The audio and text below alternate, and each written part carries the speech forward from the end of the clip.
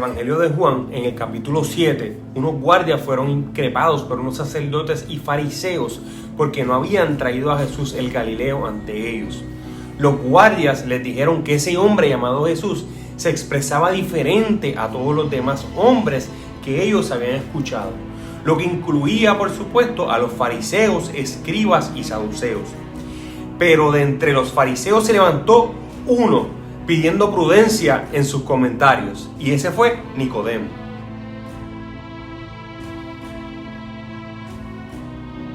Nicodemo anteriormente había tenido una conversación con Jesús y había descubierto lo que ahora los guardias decían.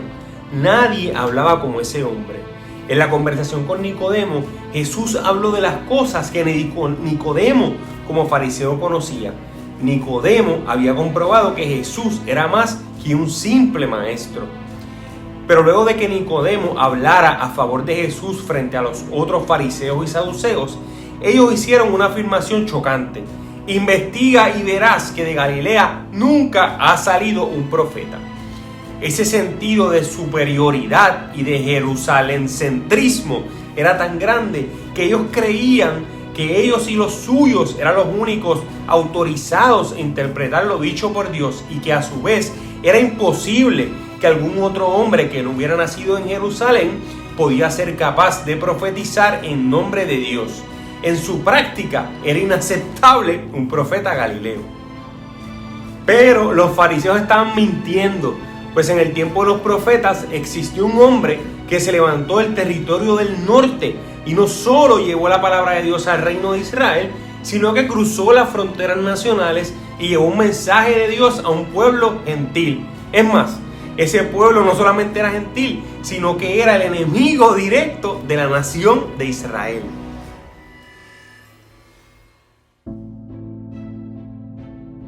En el tiempo antes de la caída del reino de Israel, había una ciudad llamada Gat-Efer. Según nos cuenta Josué 19, esa ciudad estaba dentro de los límites territoriales de la tribu de Zabulón. Cuando se dividió el reino entre las dinastías de Roboam y Jeroboam, Gat-Efer quedó al norte, o sea, era una ciudad del reino de Israel. Uno de los enemigos más grandes de ese reino norteño fue Asiria. De hecho, Asiria fue el imperio por el cual Israel cayó para nunca volver a levantarse. Y la capital de Asiria era Nínive. Era impensable para la gente de Israel que uno de sus profetas cruzara hasta la capital del enemigo en el número 1 de su nación para llevarles el evangelio. Y digo evangelio porque aunque el profeta no dijo en su anuncio la parte buena del evangelio, su mensaje sí los llevó a arrepentirse y a salvar su ciudad en aquel momento. Pero Dios comisionó a uno de sus profetas para esa misión, a un profeta galileo. Dios no quería destruir a esa ciudad en ese momento, pero sobre todo quería llevarle un mensaje a la nación de Israel. La salvación no era un regalo exclusivo para ellos. Y como ya se pueden imaginar, ese profeta se llamaba Jonás. Jonás fue comisionado por Dios para ir a Nínive, a llevarles un mensaje de denuncia de pecado y de arrepentimiento. Pero Jonás actuó totalmente en contra de lo esperado al subir a un barco rumbo a la actual España con un grupo de paganos. Y se desató una tempestad en la que estuvieron a punto de perecer todos. Los paganos entonces, usando un método que para nosotros hoy es cuestionable, descubrieron que la culpa de la tempestad era de Jonás. Entonces echaron a Jonás por la borda. Jonás fue tragado por un pez y los paganos fueron salvados. Quizás Jonás pensó que moriría y que de esa forma se libraría de llevar el mensaje de Dios a Nínive, pero estaba lejos de morir. Por el contrario, un gran pez fue el vehículo usado por Dios para que Jonás regresara a su misión original, llevarle el evangelio a un pueblo pagano.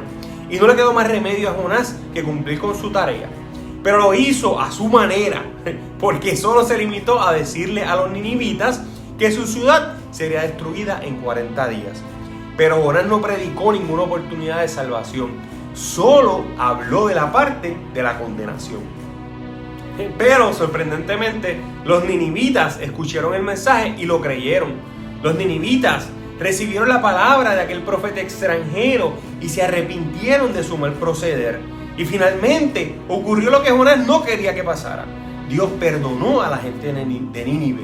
El principal enemigo de la nación de Israel había sido perdonado y Jonás no quedó contento con eso. Dios demostró con la historia de Jonás que su palabra no era exclusiva para Israel y Judá, sino que su mensaje era extensible para los gentiles y paganos también. Su misericordia era más grande que las estrictas formalidades del judaísmo y su actuar no dependía de sus caprichos, sino que aún fuera de los ritos del judaísmo, la misericordia de Dios llegaba hasta cualquier lado, hasta cualquier lugar, inclusive podía llegar hasta los enemigos de Israel.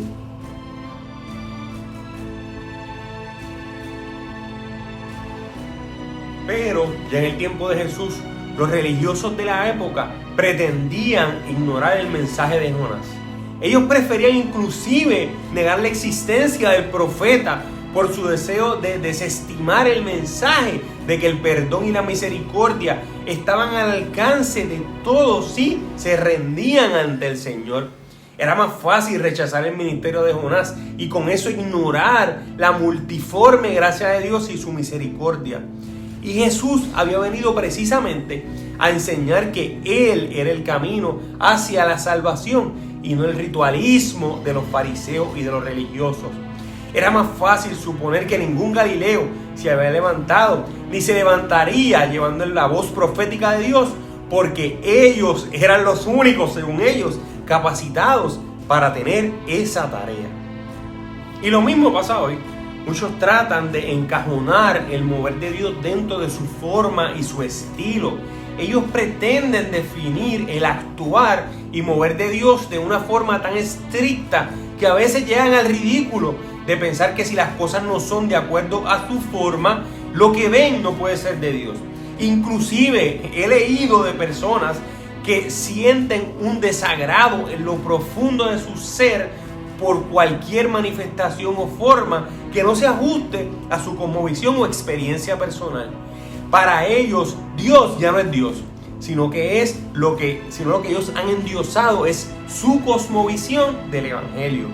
Para ellos les habló Pablo en 1 Corintios cuando dijo: pues mirad, hermanos, vuestra vocación, que no sois muchos sabios según la carne, ni muchos poderosos, ni muchos nobles, sino que de lo necio del mundo escogió Dios para avergonzar a los sabios, y de lo débil del mundo escogió Dios para avergonzar a los fuertes, y lo vil del mundo y lo menospreciado escogió Dios, y lo que no es, para deshacer lo que es, a fin de que nadie se jacte en su presencia. Mas por Él estáis vosotros en Cristo Jesús, por el cual nos ha sido hecho, por sabiduría de Dios, justificación, santificación y redención, para que, como está escrito, el que se gloríe, gloríese en el Señor.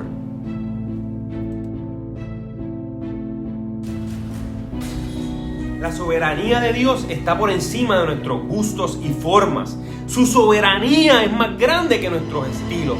Tengamos cuidado de que por atacar algo que no se ajuste a lo que nosotros entendemos, no estemos contendiendo con Dios mismo.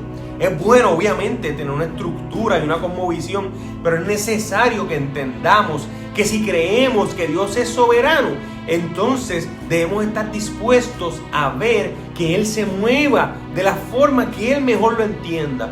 Porque después de todo, si somos barro, no tenemos la potestad de preguntarle al alfarero por qué procede como lo hace.